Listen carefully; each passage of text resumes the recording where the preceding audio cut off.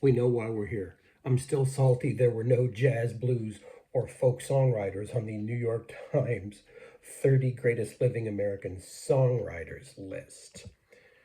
But before I get started, I want to reiterate what led me down this dark road of criticizing music critics.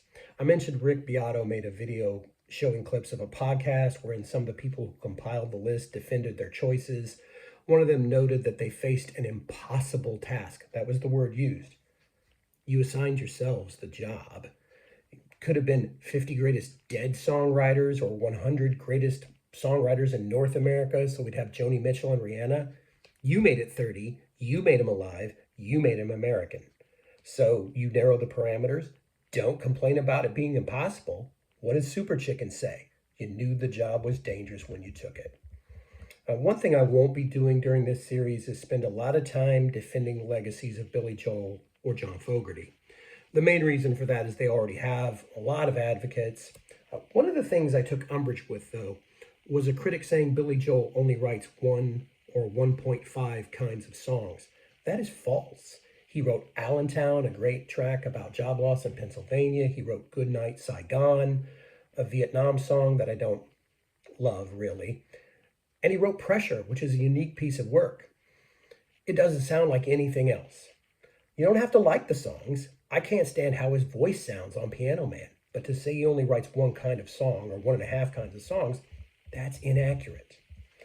Let's go over the list, and I'll be separating these songwriters in this video into two categories, no-brainers and debatable. We'll later introduce a third category called bumped, because I don't believe they belong on the list at all. But that's old man down the road. Fogerty reference. We got Nile Rodgers, Lucinda Williams, Stevie Wonder, Jay-Z, Paul Simon, Taylor Swift, Brian and Eddie Holland, Missy Elliott, Lionel Richie, Dolly Parton, Young Thug, Diane Warren, Osbourne, Clark and McAnally, Fiona Apple, Babyface, Stephen Merritt, Romeo Santos, Carole King, Outkast, Mariah Carey, Willie Nelson, Kendrick Lamar, Valerie Simpson, Bob Dylan, Lana Del Rey, The Dream, Jimmy Jam and Terry Lewis, Bad Bunny, Bruce Springsteen, and Smokey Robinson. The no-brainers here for me are Nile Rodgers, Stevie Wonder, Paul Simon, Lionel Richie, Dolly Parton, Babyface, Carole King, Outkast, Willie Nelson, Bob Dylan, Jimmy Jam and Terry Lewis, Bruce Springsteen, and Smokey Robinson. I won't be saying much about these legends. If there's a controversial choice as a no-brainer for some viewers, it might be Outkast, but my response is, hey ya. That's probably my pick for best song of the 21st century. Certainly the best hit song as far as I'm concerned. If you write the best song of an admittedly still young century, you're in. Plus Bombs Over Baghdad. I've also made a subcategory of no-brainer with an asterisk for Brian and Eddie Holland and Valerie Simpson, who are the living members of songwriting teams. Lamont Dozier wrote tons of Motown hits with Brian and Eddie. Valerie Simpson partnered with her husband, Nick Ashford. Dozier and Ashford are no longer with us. They belong here. Ashford and Simpson gave us Ain't No Mountain High Enough, for goodness sake. Holland Dozier Holland wrote Can I Get a Witness? Baby, I Need Your Lovin'. I will add, though, that David Porter, who was Isaac Hayes' songwriting partner at Stax and wrote Soul Man and Hold On I'm Coming, he's still alive. Could easily have appeared on the list. Carole King was part of a songwriting team as well with her first husband, the late Jerry Goffin, but eventually ventured out on her own, so I don't include her in this category. Next group is debatable. These are all successful, important artists, but I think it's pretty easy to argue for someone else instead of them. In a few instances, they have one specific achievement that leaves them on the list. We got Jay-Z, Taylor Swift, Missy Elliott, Diane Warren, Fiona Apple, Mariah Carey, Kendrick Lamar, The Dream, and Bad Bunny. All these people are staying on the list, but I think at this point it becomes pretty subjective.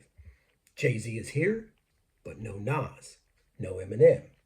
Are either of them better than Jay-Z? I personally prefer Nas, although Jay-Z's had more commercial success. It's tough to argue with his influence, but I think it can be questioned. Taylor Swift might be the most successful artist of the 21st century, but she's here and Beyonce isn't. Beyonce co-writes most of her songs. It seems like Swift is perceived as more of a thoughtful craftsperson, I guess, and I don't think that's fair to Beyonce. I'm not a huge fan of either artist's music. They both have really good songs and they both have forgettable throwaways. Taylor Swift also writes very similar types of songs over and over, the same weakness they attributed to Billy Joel. Missy Elliott belongs here. She hasn't put out an album since 2005 and didn't have an especially long time in the spotlight, but she's written quite a few songs for other artists. If you go with a similar genre and time period, you could probably make a case for Lauryn Hill, who had an even shorter peak than Missy Elliott, although her, zenith probably climbed a little higher. Diane Warren. The only case against her is I don't really like the songs. Like Taylor Swift, they seem similar to me, the big power ballad. But Diane Warren has an almost mythical presence because she doesn't make a lot of public appearances, which I kind of respect. Fiona Apple is a fine artist. I like a lot of her songs. Is she better than Tori Amos, Ani DeFranco, Tracy Chapman, Chrissy Hines, Santa Gold? Now, the one thing that stood out with Fiona Apple was probably her maturity, considering her youth when she first broke out. I can see that, but she's got competition. Most people probably consider Mariah Carey a no-brainer, and I get that. There's nobody really like her. Her one limitation is, to me, is that she also doesn't write a lot of different types of songs, something that has been mentioned about Taylor Swift already and was apparently held against Billy Joel. But she rarely misses in terms of creating the kind of song that suits her voice. Janet Jackson could have gone here. She's a gifted songwriter as well. Jimmy Jam and Terry Lewis get a lot of credit for their production and songwriting on Control, which trebucheted her into the stratosphere, and they deserve it. But so does Janet. I was tempted to throw too soon on a couple of the songwriters, including Kendrick Lamar, but then I remembered he's almost 40 and has been recording for about 15 years. He has to be here. But I do wonder if the recency bias of his trouncing of Drake and subsequent Super Bowl halftime appearance contributed to his inclusion. And speaking of that, I am more inclined to throw it too soon on Bad Bunny and wonder if the Super Bowl controversy boosted his standing. It's tempting to say that, but in under 10 years, Bunny has been a heavily decorated and acclaimed artist. He's a force of nature with a lot of charisma, but I think his music is just good. It sounds good. He's clearly an important cultural figure, and I like him. It's not life-altering music for me. Last on the debatable list is The Dream. He's been involved in a lot of huge songs, including Single Ladies, which Beyonce, who again is not on the list, also co-wrote. I listened to some of his solo work before making this video, and it's not great. I would bump him, honestly, except for Umbrella. He co-wrote Umbrella. And like I said with Hey Ya before, if you give us Umbrella, you receive a lot of leeway. Once again, though, not on the list are Denzel Foster and Thomas McElroy, a pair of New Jack Swing writers and producers who gave us Little Walter and other Tony classics, who wrote My Lovin' by En Vogue. They could be here too. Having said all this, I realized the New York Times had to make choices, they had to make cuts, and they did. If I hadn't been so put off by the haughtiness and self-importance they exhibited in the video clip I saw, I might have been disinclined to comment. But it seems like they're mostly from the Ivy League, and that's fine. However, if those are the only people in the room, it has a potential to limit the scope of experience. Instead of all Ivy Leaguers, give us a Princeton, a Stanford, a session musician, college dropout, a Michigan State, music teacher, theater major. Mix it up.